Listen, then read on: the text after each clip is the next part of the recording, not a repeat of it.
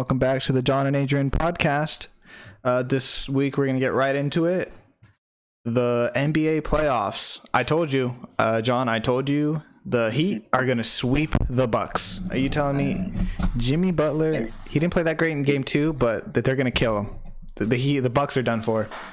Reportedly, the refs played a very big role in this second game. Okay. A lot of things that shouldn't have necessarily gone the Heat's way. And since they only won by 2 this time and not 9, I think the Bucks are going to at least win one game. I don't think a sweep. I might agree that now the Heat will win, but I definitely think the Bucks are still going to pull out at least one game. Okay, if we're talking about the final couple minutes of that Heat Bucks game 2, the Bucks got a call their way as well in the final minutes. The only reason the game was tied is because the Bucks got a penalty, drawed a penalty on a 3-point attempt that wasn't a penalty, right? So they got 3 free throws that I forget who made them, but he made them. So the game was tied. So that was a terrible call on the refs. So I'm assuming the only reason... But that doesn't mean you follow up that terrible call with another terrible call that is going to give the other team a win, right? Well, I mean, that's just the refs doing their due diligence. I gave the Heat a terrible call. Now I'm going to give the Bucks a terrible call. All right? They're just being fair. Everybody gets terrible calls. You know, if the Bucks were better, they would have never been in that situation to begin with, huh? Would they? If the Heat were better, they wouldn't have been needing that last call to get those last 2 points. Well, that's why we have Jimmy Buckets. He knows how to make free throws, and Jimmy Buckets all the way. Tell me, the Heat are they're too good for this bum. I like the Heat, but I don't think Bucks good team enough to sweep the Bucks. Okay, so obviously the Bucks are going to get swept, and with the Bucks getting swept, where do you think Giannis will land? Because I've been seeing reports that the top 2 teams to land Giannis now seem to be the Raptors or the Heat. Which I don't. If the Heat sweep the floor with the Bucks, I don't think he's going to pull a Kevin Durant and go to the Heat. I think he would want to stay in the East, and so I think a good spot for him, if they have the money, which I think they do, would be the Pacers.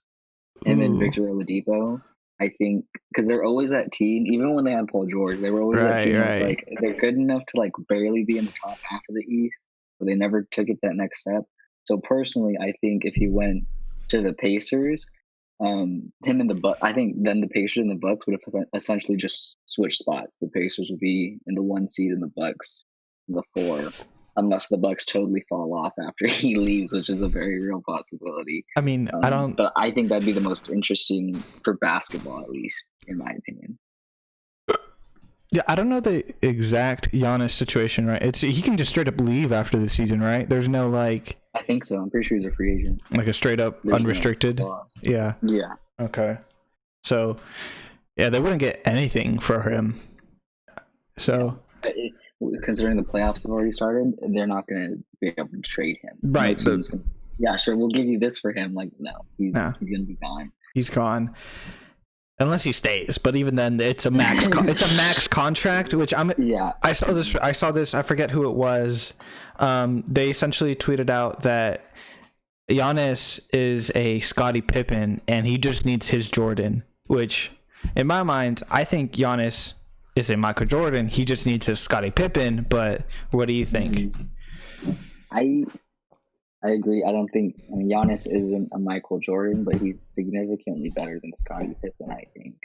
So, especially when you look at the role he played. Tell me the last time Scottie Pippen won an MVP. I don't know how you can compare him to Scottie Pippen. They don't even have the same play style. Well, I think it's just in the sense of he needs another star with him to even have a chance to win. You know what I mean? He'll never win by himself. Yeah, I get that. But when I look at the history of NBA players, Hakeem Olajuwon and LeBron James are the only players to really make a significant impact almost entirely on their own, right? Right. So I don't think Giannis is in that caliber of player, and I don't even think Michael Jordan was in that caliber of player. I mean, you look at the minute he left the Bulls, he didn't do anything. He's an irrelevant player after that. So, granted, you can say the Bulls didn't do anything without him either, but it still stands. He wasn't a one-man show. And I think when you look at the league, LeBron is the closest thing you'll get to a one-man show. And even then, he couldn't pull it off the 1 year, thanks to JR. But I mean, there's a lot of years. There's a lot of years where he couldn't pull it off. But I think LeBron's biggest attribute is the fact that like he's not only a player on the court, he's also essentially a GM. Like he's run every single team he's been on. You're telling me that he didn't pick out his entire Cavaliers rosters? Yeah. Or that like he got the reason we have Anthony Davis right now is he's like, these guys are gonna go because we want him. Right. So then let's go to the Raptor series, which I believe on Tuesday's episode you said that the Celtics were gonna. Did you say they were gonna sweep? Well, they haven't. I don't think I said they were gonna. I said I'm surprised that they've gone up 2-0, and this is the series I would have expected to be closer. So if they did sweep, I wouldn't be surprised given how the series is going. And at 0.5 seconds left in this game, that was crazy. That was crazy. Yeah, 0.5 seconds left in the game. Kyle Lowry throws the basketball over Taco Falls, which Taco Falls, I think, with his arms extended, is like 10 feet, right? So he throws it across. He throws it over Taco across the court to who? Who did he throw it to? I don't know. Right. I don't think it was Siakam, was it? No, it was like a role player, or at least OJ. OJ Anunoby. Yeah, which I don't know how to say that. Which I mean, he had 45 minutes that game. He was my wow. Okay, so I guess he's a big part of the Raptors game plan at least for that game. But so he sinks a three. Like he sinks it. There's no as if or buts. He made that three, and they won the game. Which, looking at it, the Celtics probably shouldn't have been in that position to lose the game. I don't know. Like his shot was impressive, but given that he needed that shot to win and to only win by 1 point, still, I don't know. I'm not convinced the Raptors are going to make a comeback. It's a big moment in the series, but I don't think that it prevents the sweep or the 3-1. Yeah, it prevents the sweep, but I don't think it's big enough to turn the tides. I think the Celtics still win 4-1 or 4-2. I'm not seeing this go to 7 or the Raptors making a comeback. Right. So like you see Boston winning the next game, and then maybe the Raptors win to go 3-2 or 3-2, and then the Celtics close out. But yeah, I agree with you. I still think the Heat are going to sweep the Bucks. Heat all the way, baby. So let's go to the first game 7. Denver versus the Nuggets, which I thought that was just, I didn't like that game. I thought it was boring. It's a low scoring game. This is 90s basketball right here.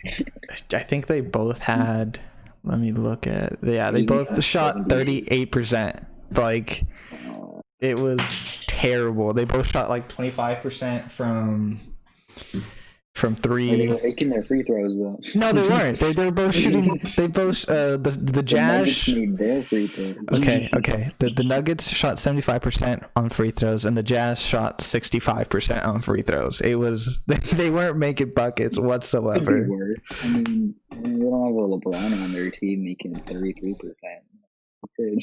So it was. I mean, what was it? Okay, so again, this one came down to a buzzer beater that. The Jazz, it was Conley. He was driving up the floor. He misses a 3-point, which I'm thinking because Donovan Mitchell was also on that side of the court, and I forget who was defending Donovan Mitchell, but he went to the rim. So Donovan Mitchell was wide open, like posted up, ready to shoot.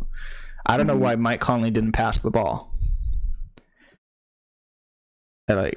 It's just it dumbfounds me that, like, I guess maybe if you believe in yourself you shoot, but it's like Donovan Mitchell has been the guy this entire series.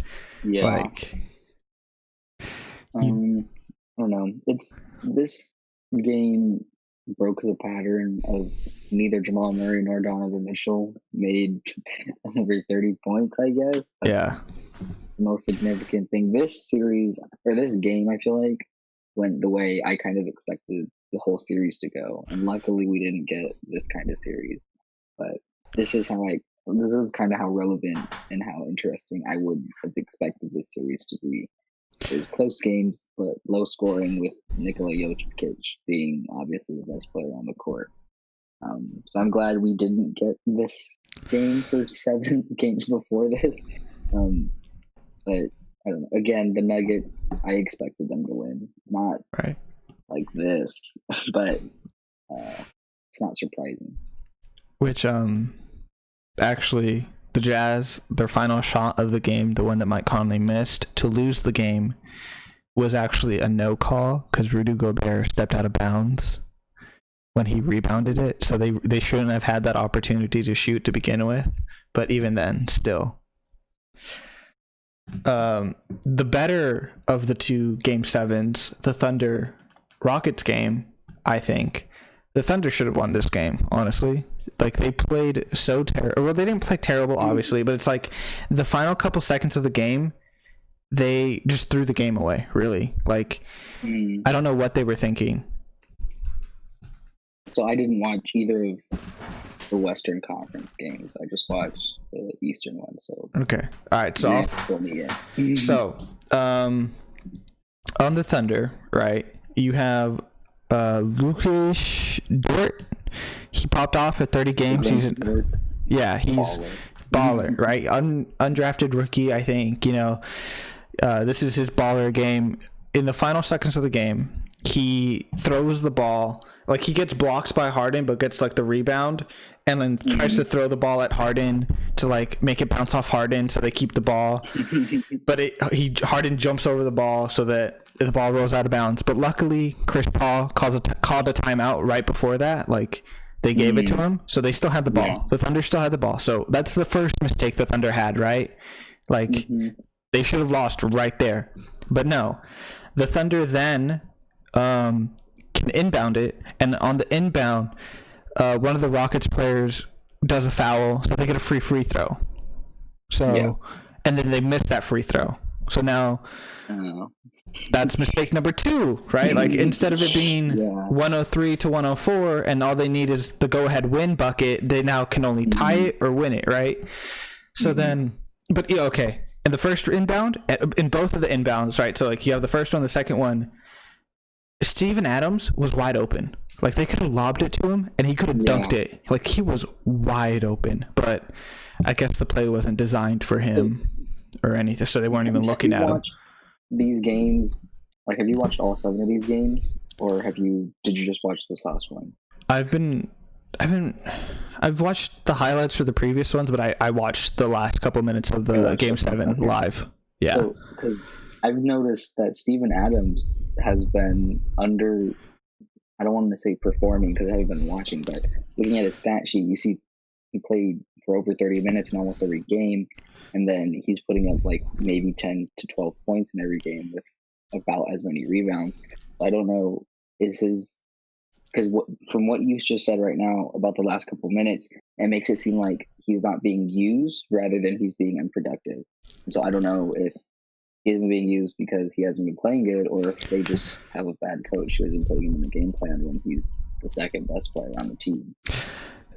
From what I watched, I'd say, yeah, he was underused, right? Like, but it's also one of the things where it's like, if your coach draws up a play and you're executing the play and the play isn't working, right? But like, you're such in like, it's such a like high stress moment where you can only think about the play and not like the outs of the play. You know what I mean? Like, well, if this happens, then I could probably do this, but like, you're only thinking about, well, I have to throw it to Chris Paul or he's gonna fire me. So I guess I could give him that, but ultimately they inbound the ball to Steven Adams.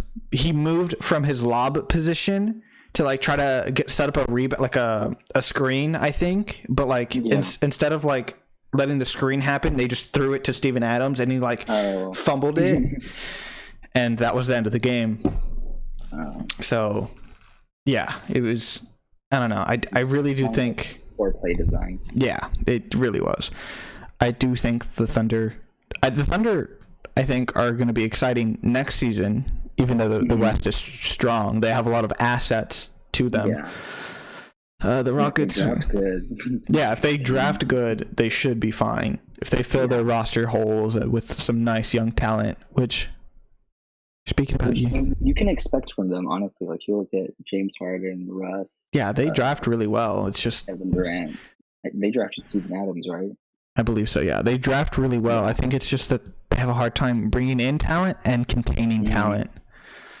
Well, I also think one of their problems might be coaching. I mean, other than the year they went to the finals, I can't think of a time where I, expected a lot out of the Thunder. Even when they had Kevin Durant and Russ together, I didn't really expect them to beat the Warriors. Yeah, I think I don't know how long that coach has been there. I don't know if he's a new coach, because the Thunder are just not a team that I follow like that. But because you can expect them to underperform or not be as exciting as you think they're going to be. Yeah. I think that's all the games, because there's not as many. Right, we've gone over every series. Oh, actually, no, we didn't. The Nuggets Lakers. The Nuggets got destroyed. That happened today. So, yeah, I don't think the Nuggets are going to do that great against the Lakers. They might steal a game, but the Clippers, yeah. I think this is a good foreshadow for the rest of the series. 120-97. Yeah, I don't know, dude. Ooh, another NBA news before we move on. The Nets have a new head coach. Yay? It's Steve Nash. They hired Steve Nash to be the coach. They got him on a 4-year deal. So, which all I know about Steve Nash coaching wise is that he was with the Warriors as like an assistant coach, but I thought he was so. I guess. I don't know the free agent coaching market that well. It's like I guess it's a good signing. I don't feel like there are free agents. I feel like they just talk to you when you're on another team, and then you say, "Okay, I'll go." Like, unless you get fired, I don't feel like you qualify as a free agent. Well, I think their other option was Lou Williams and the Greg, or what's his name, the guy that just got fired from the 76ers. There's not that much out there in terms of NBA. I would expect Steve Nash to be a more player-oriented coach. Yeah, that's what I'm assuming. Good for Kyrie and KD, but I don't know how well he's going to impact the non-star players on the team. I don't know what kind of scheme he can build to benefit them or have them benefit his stars. So I don't know. It'll be interesting to watch. Which in the NBA, like we just said, coaching when you need coaching and a good play design is really needed. But a majority of the time, if you just have the better basketball team, you don't need plays and coaching. You know what I mean? I feel like even it's more chemistry between the players. Do they understand each other and their play styles enough to perform well? Which is why look at a team like the Rockets or even the Thunder when they had KD and Russ. It's with those players, you'd expect them to perform a lot better than they do. They don't. They don't mesh. I don't think it's necessarily coaching. It's that they don't mesh their play style. You can't have the two most ball dominant players in the NBA in Russ and Harden playing at the same time and expect both of them to give you 40 points. It's just not going to work. And also, I think that was the downfall of the 76ers is as a group, they had no, they were all what's it called? The post players, you know what I mean? They drive into the post, dunk on you, but it's okay, we'll just guard the post and force Ben Simmons to shoot a three. He can't shoot a three. You're gonna beat us, then Ben Simmons is gonna have the best 3-point shooting of his life. As if he can make one or more. He's gonna have to in a single game make more 3-pointers than he's ever made in his entire career. The 76ers just can't do that because they don't have that attribute on their roster. Yeah. I think another thing with the 76ers would be a lack of leadership. Like, they Right. don't have a player who's gonna say, or who even has experience to say, Well, "Hey, I recognize these faults with the team. This is where we need to improve." It's kind of just all of them saying, "Trust the process. We'll get there eventually. Just keep doing what we're doing." And it's like, no, what you're doing clearly hasn't been working. You need to find something new to do. which I think that's why they brought Al Horford in. But like again, Al Horford is a post player, and it's like he doesn't help the roster and like a chemistry sense. And I get you want him to lead them, but it's like it doesn't work with him. You know, like he's not the player that you need. Yeah. All right. Do you want to move into the NFL? Some NFL news. Take that as a yes. NFL time. NFL time. All right. NFL time. This is when we put the jingle. Do, do, do, do. So Jadeveon Clowney, right? He has been offered by the Browns 1-year deals, 2-year deals, 3-year deals, all reportedly in the price range that he's been asking for, right? And every single time he said no. Which that just goes. I don't know if he's in a position to be picky. Well, reports also came out that like the Saints and the Titans and the Jags are still interested. Are going all out to send Jadeveon Clowney, it says. But, right. It doesn't give any specifics, so that could mean anything. Right, all like out here's for them $10. Isn't even in his price range still. So I mean, I don't even think the Saints have the money to get him. Right? It's like it's a 1-year deal. Like, hey, are you willing to take $10 this year or next year? And then next year be completely free, and then your third year we'll give you like $100 million, right? Yeah. It's like the Cincinnati approach or the Chiefs approach to finances. We won't pay you anything for the next 2 years, but the third, fourth, fifth year we're gonna give you $80 million. So does that make you happy? But $80 million. So I don't know. I think I can understand why he wouldn't want to be on the Browns. Maybe I don't know. You look at that team and how dysfunctional it's been the last since Baker got there. You can understand why he wouldn't want to be there, but when you look at that team, this is the most promising year they have, right? Like, right. All that stuff is most likely behind. Like, we knew going into it, no team, just gets that free agent and then boom, they're not 16-0 anymore. Yeah. I mean, I think the year, Deion Sanders and Charles Woodson, the years they signed with the Niners, Cowboys, and Packers, respectively, they kind of took that team to the next level. That 1 year and boom, ring, and then they leave. But like that, they were such, dynamic players, and that was literally the only weakness left on those teams. So they won. Jadeveon Clowney going to the Browns doesn't really fill a hole. It is just more like an upgrade to what they have already. And yeah. So I don't know. I don't see him being the one to take them to the ring. And so him not wanting to go, if he wants to go to a contender especially, I could see why he would be rejecting them. Because even though I think this will be their best year since the last 3, I don't think they're going to be making a Super Bowl run.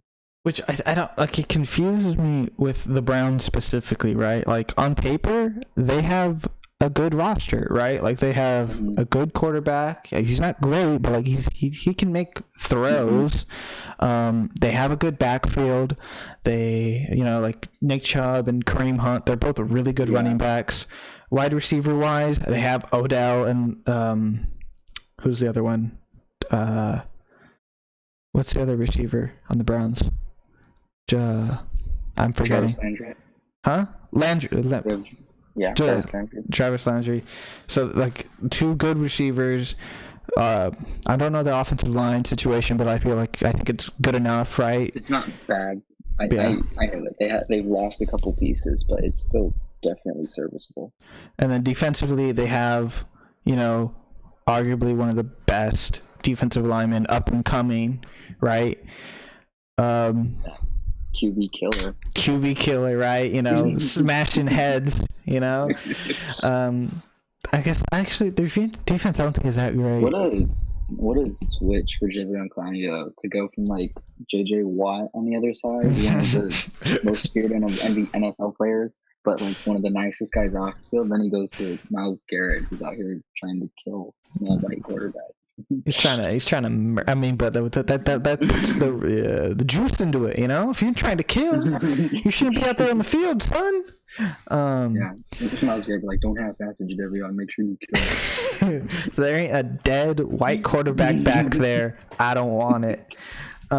Which I don't know about their linebackers, corners, and obviously their safety situation. But they used to have good linebackers, but I think they left in free agency because they used to have which Christian Kirksey, and they had who was the other guy? I don't know. Well, I guess defensively they might be serviceable, but I don't know. Anymore.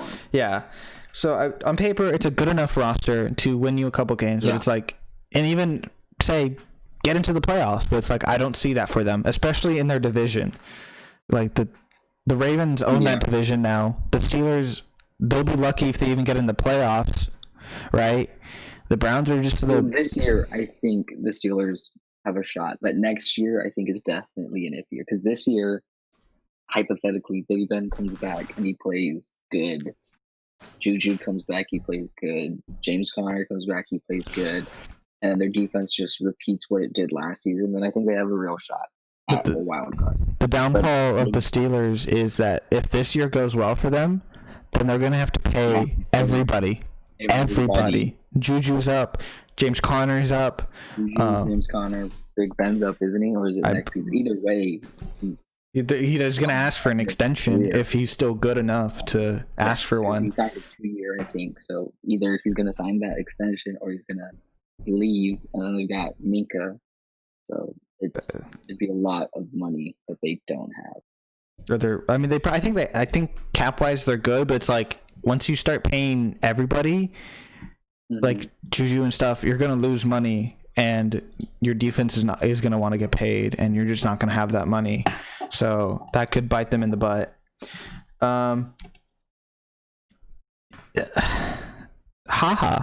Clinton Dix has been cut by the Cowboys, which I think this is a move of them saying, "Hey Earl, come over here. Our parents aren't home." So you think it's a move to get Earl Thomas? I do. I don't like that. I think it's that because I'm not sure Earl Thomas at this point in his career would be a significant upgrade from Clinton Dix. Also, I don't know if Earl Thomas is what the Cowboys need because they still have Byron Jones, don't they? Or did he leave? I wouldn't know. Because they moved him to free safety, I thought. And so to get... Oh, no, he's on the Dolphins now. But Earl Thomas, I don't see a huge... I wouldn't take Earl Thomas over Clinton Dix right now. I see even though I don't know how well he played last season, but in my head, he's still a very good football player, right? So it's crazy. Well, I mean, just signed him in free agency, so it's like clearly they thought he was good too. So the only reason I can see them releasing him is if something happened within the organization. They aren't saying like some misconduct or something. Maybe he talked back to Jerry Jones or Earl Thomas got released and they thought about it and they're like, okay, we want to get Earl and we're gonna get rid of to make sure. Okay, in my head, I'm playing pretend GM right now. I have a safety in my back pocket, but I also want to sign this free safety. Wouldn't I want to sign the other free safety first and then trade the other one out for like a fifth? At least get a verbal agreement that you will sign after the release, right? And that happens a lot. I think Lamar Miller just did it with the Patriots. He's like, I'll do it, but the Patriots are like, you need to pass your physical first. And I think that would have been the best case scenario for them is like, hey, I want you to sign, but we need you to agree so we can make room for you. And unless Earl Thomas is like, no, I want you to take the gamble first.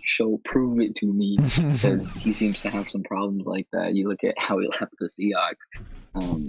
I don't know. This is just he doesn't trust teams. He doesn't trust that big corporation. Eat the rich.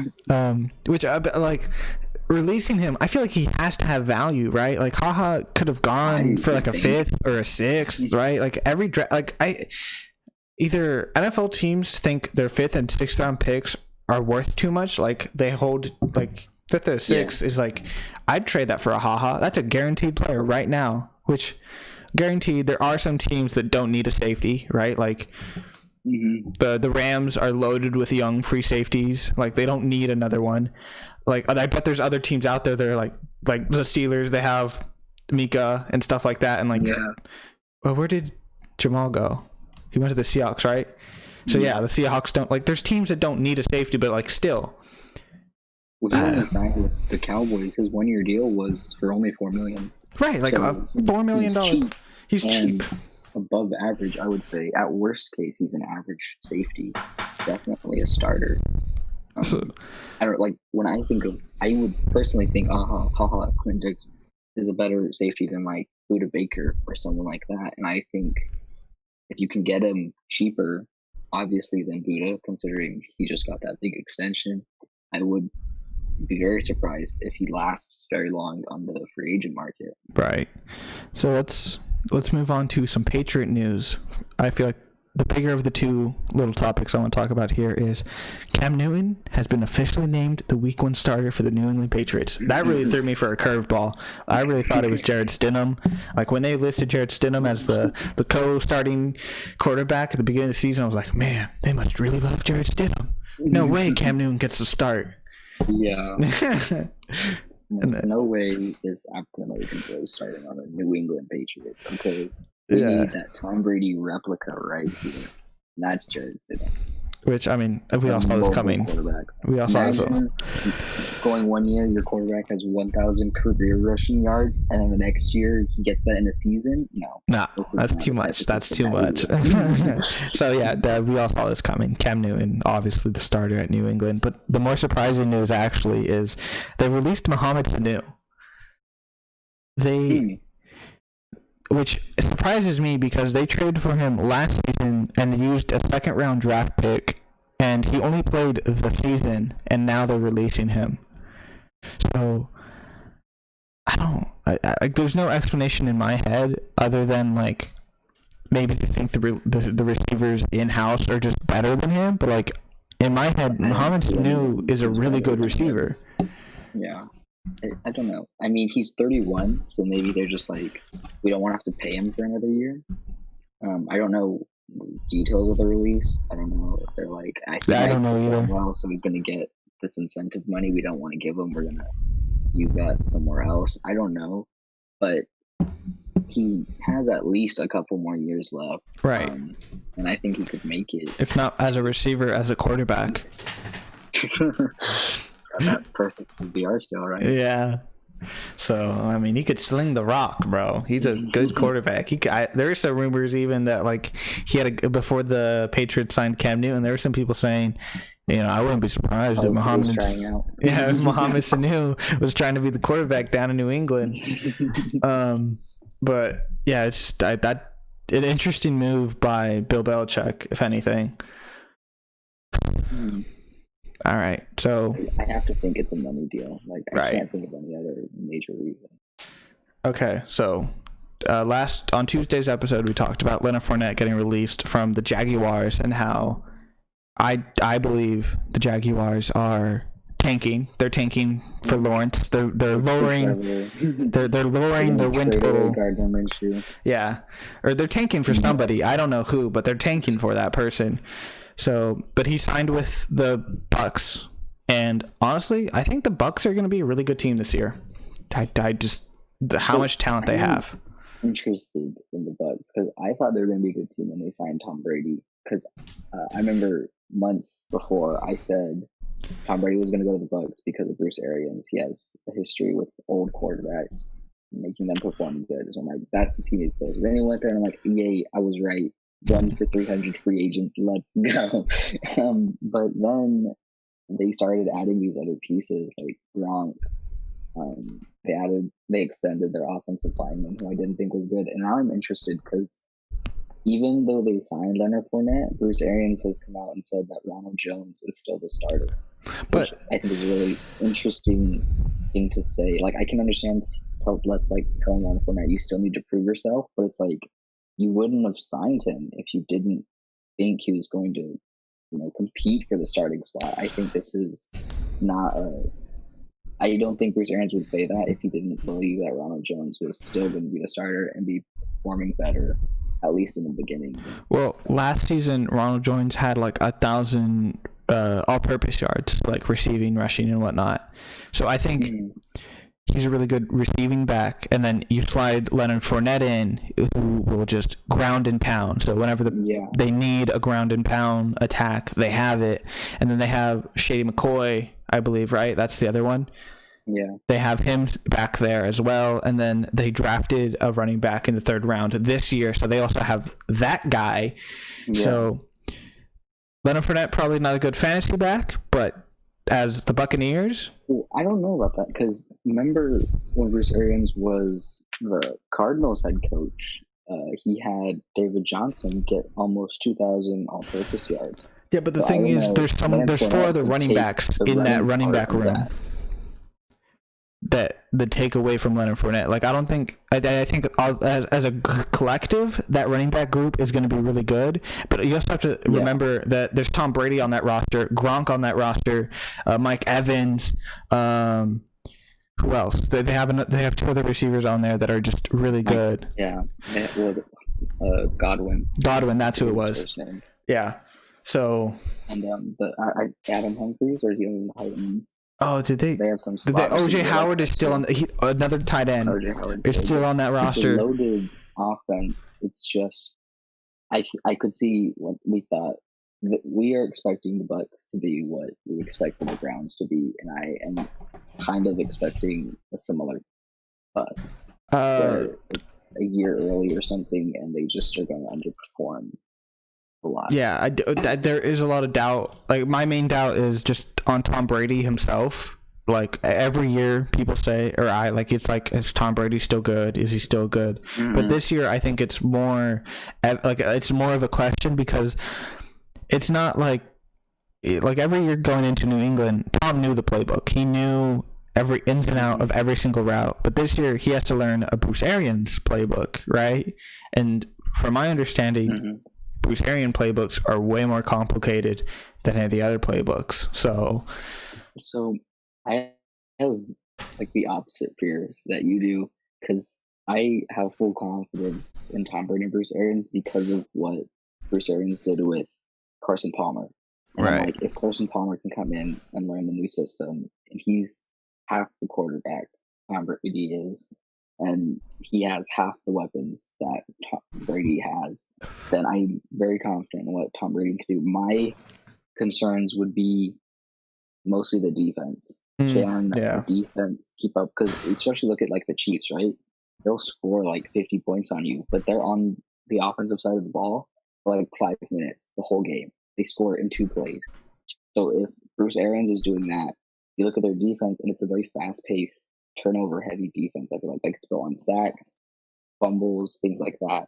And so if you play that fast all the time, your players are going to get tired out. Stamina is going to go down. Teams that have the longevity are going to make comeback. Like if the Bucs played the Titans, I think that ground and pound, throw these short passes, and then when you aren't expecting it, Ryan Tannehill is going to lob it deep. I think that would be a very effective way to beat the Buccaneers team. And I think if they aren't careful about how they play, that could happen to them a lot. I can definitely see that fear. I agree with you that the defense of the Buccaneers is iffy. It's not to say that they're not good. It's just that I don't have faith in, like you said, if the Bucs are putting up 50, that means their defense is out there a lot.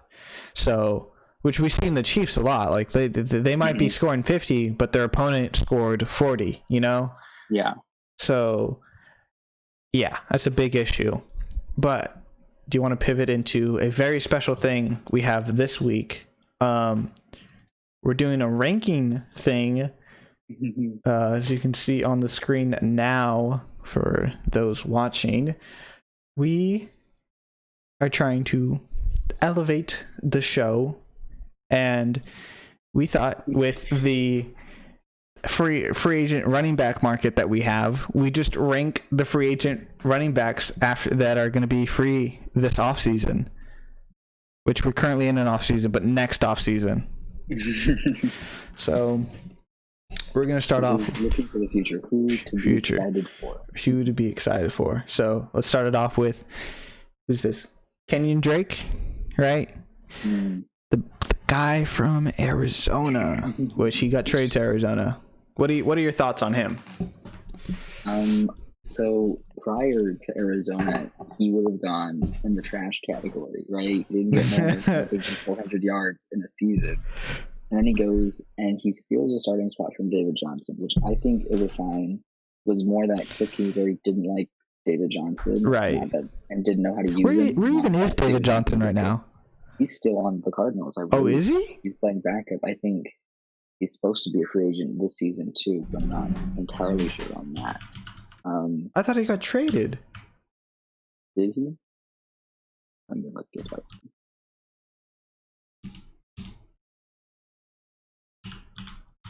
Oh yeah, he's on the Houston Texans. You're right. He got traded with the yeah. Okay.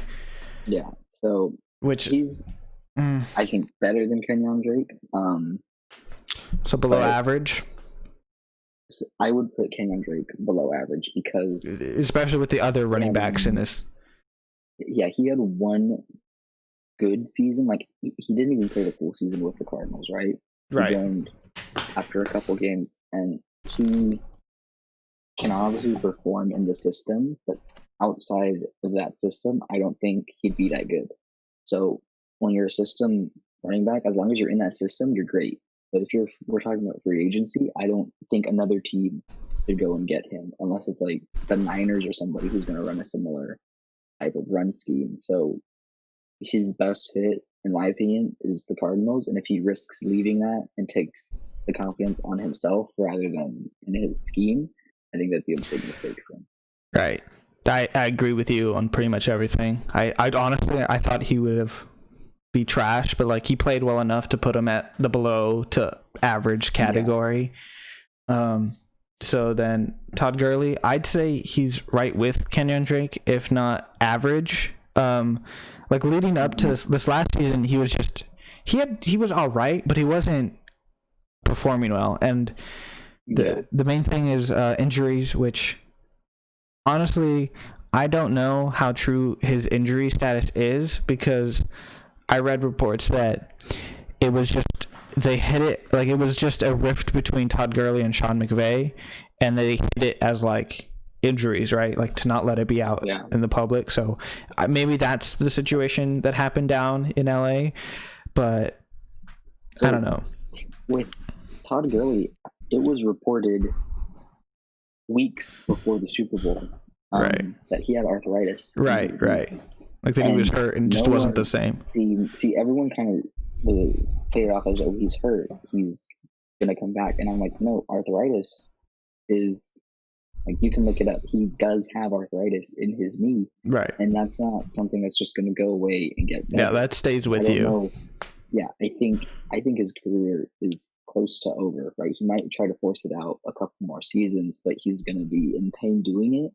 And so I don't think it's good for him to do that. And I wouldn't suggest he, risks his mobility to make a couple extra $1 million to, use later in life. So I think the best case scenario for him would be to probably retire a couple weeks into the season when he finally realizes it's difficult. I could be, he could prove this wrong. Just right. This his like best case scenario, he comes back. I think out of the players in this group that we have in front of us that we're going to be ranking right now, he has the biggest upside. Like if we put him at average by the end of the season, I could see him as elite or trash. You know what I mean? Like he can go either way. So, but it's just given what I know about him, I think average is the best spot. Like there's a reason he was cut. And I'm not convinced it's 100% the money. It has a lot to do with his lack of performance. I agree with you. I think he's athletically probably towards the end of his career, but just doesn't want to admit that to himself. But if you also look at his entire career since he started playing football, he's always been a workhorse back. Like at Georgia, he got all the carries. Can't do that anymore. His entire career with the Rams, he was the Rams offense until Sean McVay got there and started, expanding. But Jeff Fisher just ran him into the ground. So, and even under Sean McVay, he was still the main point of the offense. He wasn't the offense, but if he wasn't on the field, the offense wasn't going to work right. Right. So up next we have Tevin Coleman, which you know a lot more about the San Francisco running backs than I do. So I'm going to let that be on you. So he performed very well, but if you look at it, the reason he did was because of Kyle Shanahan. So the year that he really popped off was Kyle Shanahan's year with the Falcons, right? His 2 years there. Yeah. They went 8-8, and then they went to the Super Bowl. And Kyle Shanahan just said that he loves Tevin Coleman and thinks he's a really good utility back. He can run, he can catch, and do all of it. So this was more about scheme and coaching fit than it was about, Tevin Coleman's just one of the best running backs in the league. So I would say kind of the same thing with Kenyon Drake, where Tevin Coleman is probably the best backup running back you could possibly have, but he is not a starting back. And so since the Niners had like 4 running backs in the rotation and all of them could do essentially the same thing, he looked really good because if the defense wouldn't know, Tevin Coleman's in, it's going to be a run or it's going to be a pass. You don't know because of the scheme. Yeah. So for Tevin Coleman to go somewhere else, I don't think it would be very good for him because he's not the brand name back. He's the guy who's going to he's like an Austin Eckler type running back. Yeah. A good comparison. So then up next we have James White from the Patriots. I just, in my mind, all the Patriots running backs are average. I don't know. Yeah.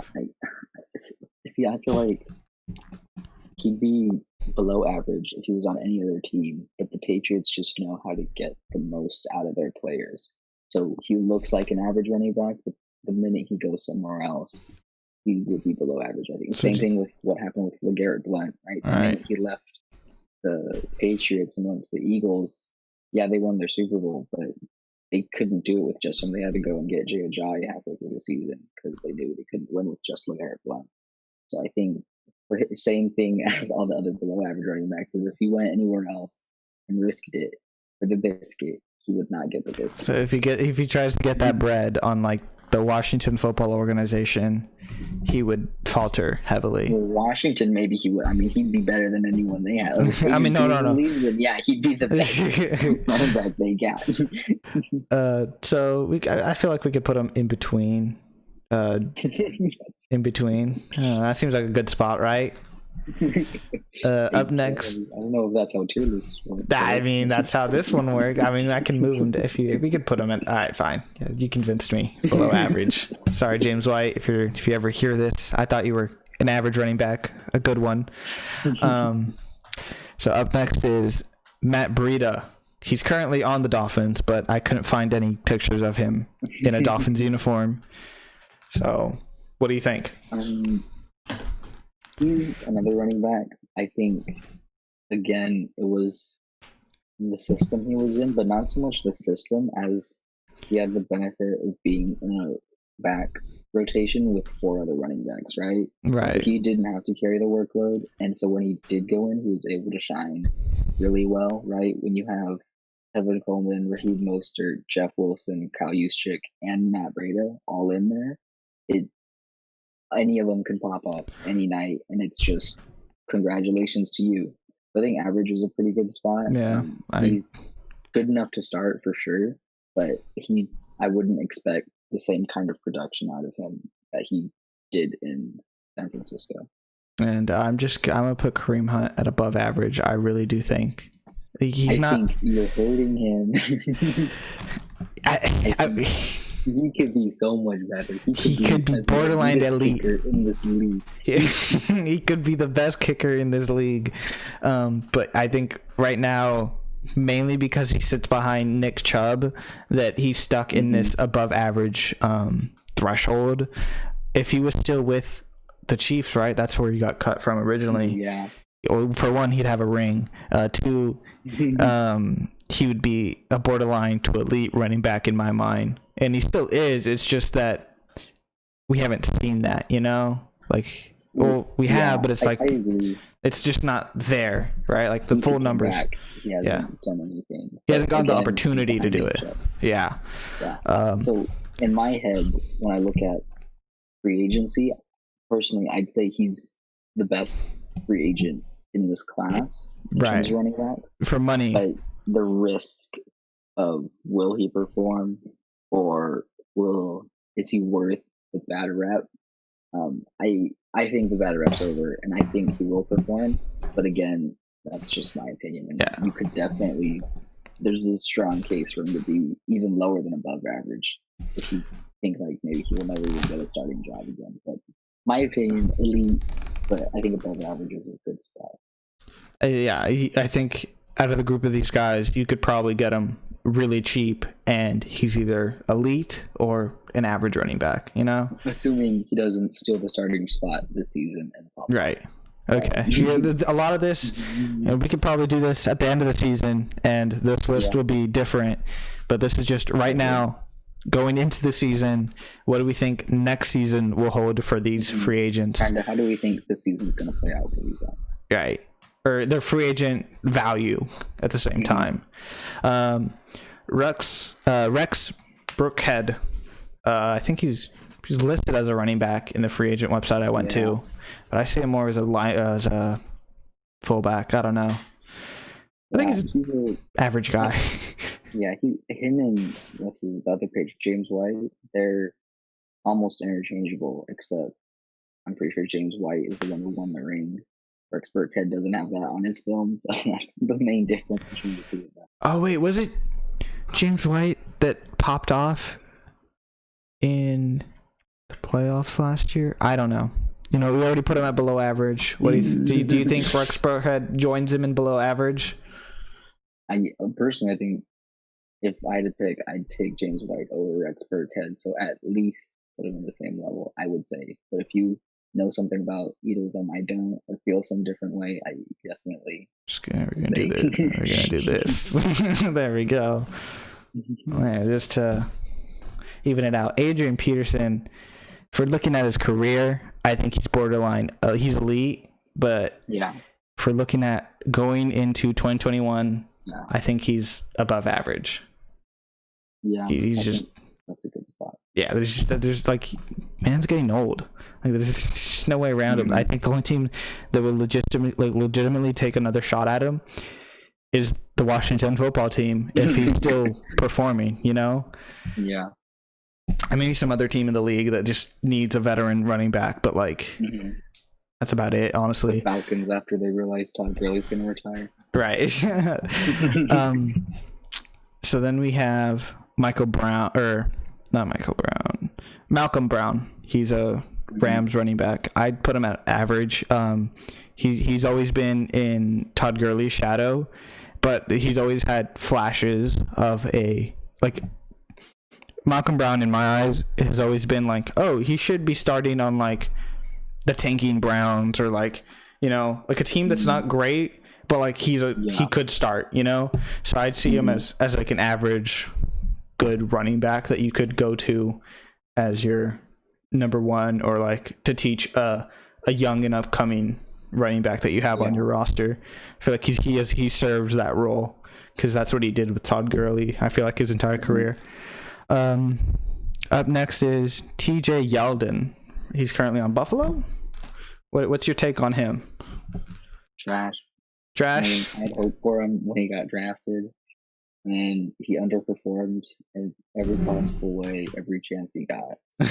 I don't know. I'd say we put him at trash, because I don't really remember that much about him. I remember he was on the Jags. And I was like, oh, this guy's gonna be good. And then this guy never became good. I remember Madden did like an all-rookie team, and he made that team, and I was kind of like, how? Did the rookie running backs that bad? And then the next season, I'm like, see? I told you guys. Not good. Dalvin Cook, I think, looking at this list, borderline elite.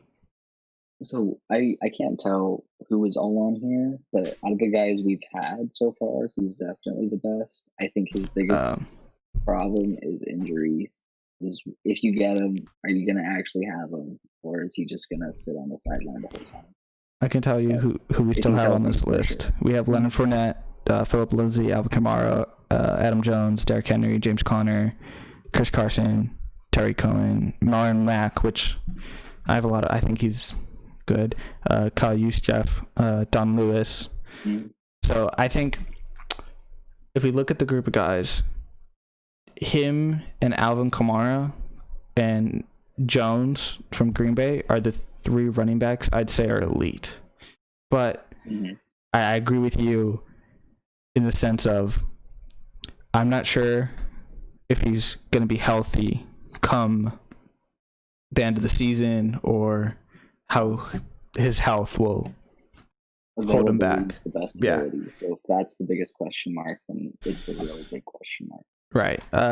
So borderline elite, I think, is a good place to put him. Up next, we have Don Lewis. Dion Lewis, the Patriots guy, or the Titans guy now, huh? That's where he's coming from. He's coming from New York. He's on the Giants right now.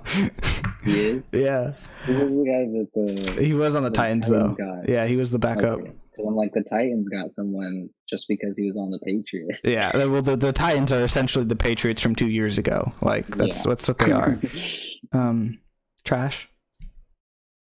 I don't know if he was coming off the Unknown. Patriots season. Yeah, he was just a backup behind. But, so which kind of makes me hesitant to put James White and Rex Burkhead too high because given what Dion Lewis Right. has turned into, you kind of have little faith for future Patriots running backs. So I'll Who's put that? Jeff Wilson. no. Okay, so I put Deion Lewis at unknown because we just really have no clue about him. Mhm. Right. This is. Well, I don't know. I mean, he didn't do good with the Titans, and now he's on the Giants. I don't think he'll do good with them either, especially with Saquon's the starter there. So Yeah. I think Unknown is worse than trash. It's like we don't even think he's going to be in the league or have a chance. This is Jerick McKinnon. The guy that's, okay. yeah. I like trash. I did not like that signing. I mean, he was coming off of the year he didn't play because he was injured. He was the starter on a team that set the worst yard per carry record in NFL history. I don't see why he got paid as much as he did, and I'm glad to see him go. But I'm sad he took our money with him. Frank Gore, he's a god among boys. Yes, he's my favorite player of all time. And look at that face. There's no explanation behind why we think he's elite. It's just he is the most yards on this list. Automatically, he is the best running back. There's no questions about it. Leonard Fournette. So he's on the Bucs. We talked about it before we went into this thing. I think he's gonna. I don't think he's gonna have the numbers he's had is in career. Yeah. But I think if he does good and he doesn't mess up with the Bucs, I could see him in elite or a borderline elite. So based off your kind of cautions from earlier, I'd put him at above average because of what you mentioned about how he's going to be fighting for rotation time. Right. He might not be the starter to begin with. So if we're looking at the production this season, he'll probably rank at the end of the season about above average. But as a free agent and his potential on another team, borderline elite, I think is the better option. Okay. Yeah. So then we have Philip Lindsay, which I think a great story. But above average, I don't know. So who did they draft someone or sign someone? Broncos, they have a duo. They have Melvin Gordon. They signed him in the offseason. They signed him. Yeah. So he's gonna be fighting for reps. I think it'd be a powerful 1-2 punch, but I think he could be the lesser of those two. I don't know. We'll see. I could also see Melvin or Gordon being the lesser of those two, so it doesn't matter. But above average is a good spot.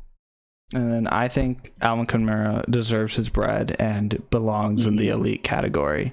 Like, he's the only one who can even touch Frank Gore. Right. You can even give him a little kiss. Mwah. Yeah, Alvin Kamara has just been, even though he hasn't been the center point of the Saints offense, I feel like for the past year or so, he's still killing it. Yeah. What was he, a second? He was a late first or early second, I think. I don't remember. But, like, I did not expect him to perform the way he performed, right? Yeah. I mean, you could say that for really any of the 2017 running backs drafted after Leonard Fournette, like, which is a lot of them. This is entirely just the 2017 draft class. Are they going to get their bread with that team or another team, you know? Yeah. So here we have... This is, I'm blanking on the name right now. Aaron Jones. I think he's borderline elite, mainly because of Green Bay. So my thing is, Green Bay is one of the few teams in the league where you are game planning for a throw before you game plan for a run, right? Right. I'd say maybe the Chiefs and maybe a handful of other teams are like, prepare for the quarterback to throw it. We don't care if the running back runs it, gives them those yards. We're not going to get beat over the top. So he benefits a lot from what Aaron Rodgers can do. So if you put him on, say, like, Bears, I think his production would go way, way down. He would not be able to play as well with a quarterback who is not helping him at all. I could honestly, I could also probably bring him down to above average, mainly because the Packers in this draft, they drafted Jordan Love to replace Aaron Rodgers, right? And then I believe they also drafted another running back, which in my mind signals that they want Aaron Jones out, right? Like, they drafted the replacements for these players that they could just pay their money and, like, build around, but they decided to draft replacements instead of, like, drafting a receiver that will help Aaron Rodgers or, like, an offensive lineman to protect Aaron Rodgers. So, you know what? You convinced me. Above average. Derrick Henry is the biggest question mark for me because he's either average or borderline elite. I don't see an above average rank for him. So for me, it's not injury or anything like that. It's that every year he's done well. He hasn't done well until Thanksgiving, and then from Thanksgiving on, he's good because he eats that turkey. So if you're getting him, you're getting him for the second half of the season. If you get him in free agency, right? So he's progressed more. Like, I remember his rookie year, he didn't pop off to like the last 2 weeks. Right. The next year, he popped off the last month, and it's like progressively been a larger gap where he does well. But so this season, I mean, if he is good from like October on this season, I'd say, okay, get him, because then he's going to be good from September on. The season after that, he's improving. But right now, as it stands, I think it's a risk to take him out of the scheme that he's doing so well in. So you would say if the Titans re-sign him, it's a borderline elite move. Like, he's borderline elite. If another team signs him, he's going to be average. I think if another team signs him and they aren't a ground and pound team like that, then it would be a mistake for them. Right. Like, if they're a throwing team and they want him to just go in when they need a run play real quick, I think it would be a waste. Because he needs to get hot. He doesn't just he needs to get hot. Yeah. So. And the problem with him is he takes a whole season to get hot. So I'm gonna assume that the Titans are smart and they re-sign him, and that's why I put him there. But if the Titans weren't the ones that signed him and he gets signed by the Bears or someone, right? He's probably gonna end up in trash. He's not gonna make it. James Conner, which just what we have next. I don't know about this one. He does good. He struggled with injuries a little bit. He had cancer. He doesn't do anything that's like wow, like that's like an elite type running back, right? Like, I'd say he's average, but when you look at our average running backs, they all kind of have like question marks around him. So I guess maybe above average. He's like maybe on the same level as Matt Breida, slightly higher. It's tough for me at least. I think the main thing for me looking at him is he's on the Steelers, and in my head, the Steelers already had a game plan for Le'Veon Bell, so they probably just gave him the same game plan, and they haven't changed anything. Mm-hmm. How will he do in another organization that expects more from him or less from him? You know? Mm-hmm. So I agree with you. He's probably average, but looking at our average, he's probably above average, even though I feel like that's a little too high. So we'll still just put him there. Give him the benefit of the doubt. Yeah, benefit of the doubt. He's probably going to be a good value back. I don't think he's going to be asking for $20 million. He's probably going to be around 5, 10. For about average starter money. Yeah. Here we have Chris Carson from the Seahawks, which... So, go on. I feel like we both love Chris Carson. Am I wrong? I enjoyed the Seahawks running back core, even though I despise the Seahawks. See, we're on the same page. We hate the Seahawks, but this running back core is impressive. We both like it. But this has always been like this. Like we were talking about Mike Davis yesterday and whether or not to put him on this list. And instantly I thought of how good he was on the Seahawks and then how trash he was the minute he left. So I think the Seahawks, like, they don't have a good scheme, right? Their plays, they're constantly having to be bailed out by Russ. So I think it's more their running back position coach is an extremely good coach at what he does. I don't know who it is. I'd have to look it up. But looking at what he puts out on the field, I mean, ever since Marshawn Lynch left, we thought Thomas Rawls was going to be the next great running back. Then we thought Mike Davis was going to be great. Now we think it's Chris Carson and who's the other guy that they have?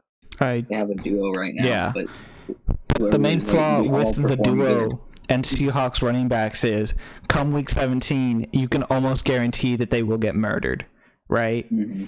They can take you to the playoffs, but they won't help you in the playoffs. Yeah. So that's for them. They're lucky they have Russ, right? That's when he comes and shines. So and Marshawn Lynch is willing to come back. Yeah. So in this case, I think he's an above average running back, but the fact that he's useless in the playoffs more often than not will put him at average, you know? Mm-hmm. So that unless you feel differently. No, I think that's a good spot for him, average. And then here we have Tariq Cohen. I believe he's on the Bears. I believe that's Tariq Cohen. Like a skill back, right? He's not a receiving back, not a running back. So if you sign him and you expect, because he's fast, if you expect what like the Niners did with Kevin Coleman or Raheem Mostert or any of these guys, I think you're expecting too much. You should expect a Darren Sproles type of production out of him. But again, he can run, right? That's not to say that he's like only a guy who can catch the ball. He can run it. So I don't know where to put him. I'm kind of torn between average at running back, but he's like above average to borderline elite receiver and a kick returner too, right? Yeah, like you also get him that. Positions. So if we're just grading his running back ability, he's not. Yeah, he's not that high. But if we grade him as a player, he goes up 2 or 3 tiers, I think. Right, which also, I don't know how old he is right now, but in a year, especially after a football season. He's young. I think he's, in his second? I think he just finished his 3rd season. Because I remember he popped off. His first year being good was his rookie year. And that's what got them to release Jordan Howard, I think, because they're like, oh, he can be our running back for a while. So personally, I think he probably gets an extension. But if we're looking at free agent possibilities, he's probably around average to below average. Tariq Cohen is... How old is Tariq Cohen? Tell me. He's 25, so he'll be 26, 27 by the end. of this offseason. So yeah, he's actually young, so I'd put him at average. Mainly for the fact that like he's probably still going to be fast after this season. He's probably still going to be good. Marlon Mack. That's the biggest problem. Yeah, once he loses his speed, he's done. Yeah, once he loses that speed, he's done. He's going to get out of this league. I think Marlon Mack is borderline elite just because I think he's a good running back.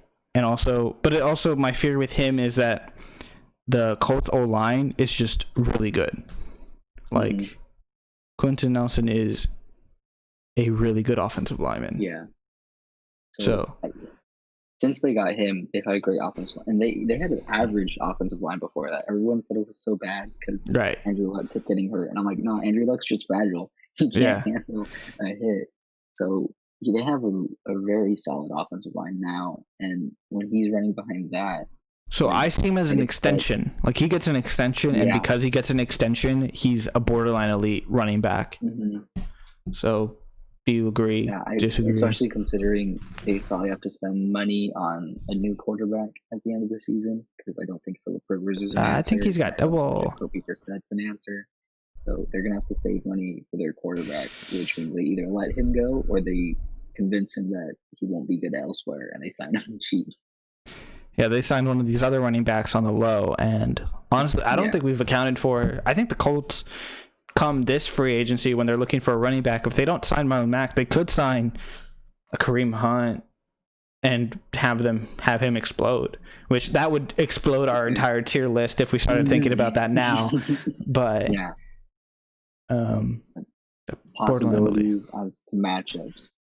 The right. player and team is going to have a big impact on whether or not this is actually good, right? This is kind of general. Like, if you're like, just want to know, have an idea, this is probably a decent list. But if you're like team specific, throw this out the window.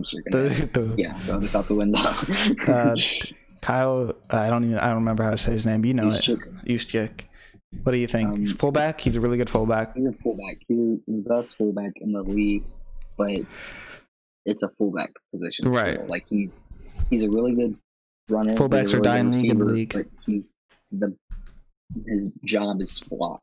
Right. So when he can do all three, that makes him. I mean, I think he had almost 1,000 yards of offense or total this without season, even touching the ball. Yeah, because I think or like running the ball. He still caught it, and So he just gets the ball in a lot of different ways. So he's similar to Tariq Cohen, except he can block, and so but he's not as fast. So there's like pros and cons, both of them.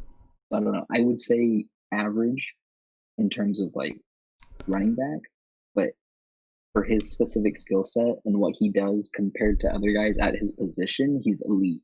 So it's interesting because I mean you're not going to give him like the money you're going to give Alvin Kamara, but you're not expecting him to do what Alvin Kamara does. So I'm not sure where to rank him. If we're ranking running backs, I don't think he touches the ball enough to be considered a running back. If we're ranking players like we did with Tariq, I'd put him at above average for his position, but also keeping in account that half the league, I don't even think has a fullback on their roster, Yeah. So there's a lot who don't. I don't think the Niners, if you look at their scheme, run a fullback. When we want to block, we put George Kittle in at blocking. Right. Juszczyk is a lot of times like a misdirection type player, or if he's in, he's going to get the ball, which is a very unique way to use his position. Right. So I think out of the 49er running back room right now that's going to be free agents in the offseason, I think he has the best chance to get re-signed. Yeah, for sure. And this is our tier list. We left out players like Joe Mixon because he just got his contract. There's some other players that we just didn't want to. There's like 60 free agent running backs, and it's just like if they're not on this list, they're trash. They're trash. That's what we have for the show. Unless you have any last remarks.